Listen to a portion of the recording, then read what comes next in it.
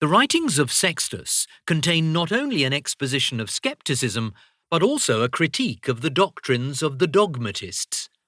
The main task of the skeptic is, in fact, to expose the folly of every form of positive doctrine, and consequently the bulk of these works of Sextus is controversial. Scattered through his pages, there are references to almost every known name in the history of ancient Greek thought, and without some previous acquaintance with the main outlines of that history, it is hardly possible to appreciate the points or estimate the value of his arguments. Accordingly, I give here, for the convenience of the reader, a short summary of the history of Greek philosophy. 1.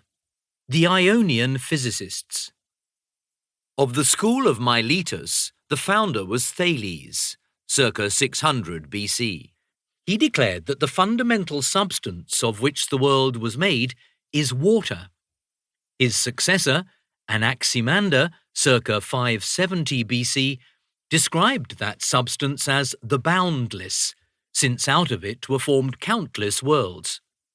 He regarded this primitive stuff as being in itself indeterminate, or of no one definite quality, and evolving into the forms of earth, fire, and so on by a process of separation of hot from cold, moist from dry, and so on. Also, he called his primal substance divine.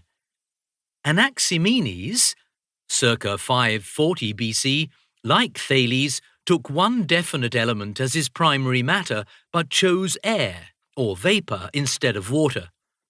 He explained the passage of this into other forms of matter as due to a process of condensation and rarefaction. 2. Heracliteans and Eleatics.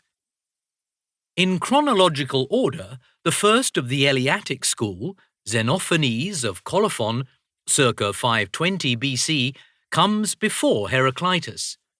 He was less a philosopher than a religious reformer who declaimed against traditional mythology and preached a pantheism which identified the one universe with God. As against this unity of the Eleatic doctrine, which precludes diversity, Heraclitus of Ephesus, circa 490 BC, declared that things are never one and the same, but continually changing. Reverting to the view of the Milesians, he looked for one primary world substance and found it in fire. This, as being also mind stuff, he called reason and God. By a kind of circular process, the upward and downward way, the primal fire passes through the forms of air, water, and earth and returns to its own nature again. The world is a harmony of opposites, since war is father of all and king of all, and conflict lies at the heart of things. All things are in flux, and since things have no permanent identity, the reports of our senses are delusive, and opposite statements about an object may be equally true or false.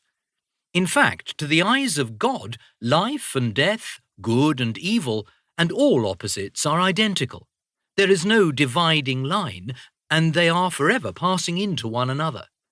Thus, as a dogmatist who dissolves all dogma, Heraclitus is acclaimed by the skeptics as one of the pioneers of their tradition.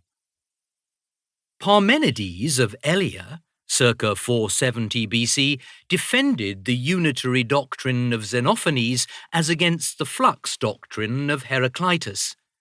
In his view, only being is, and change, motion, and becoming are illusions. The world is a single, self-contained sphere, uncreated and imperishable. In his great poem On Nature, Parmenides calls this the way of truth, but he follows it up by an account of the world and its constituents on the lines of current physical science, especially that of the Pythagoreans, which he calls the way of opinion, without giving any explanation of how the one way can be related to the other.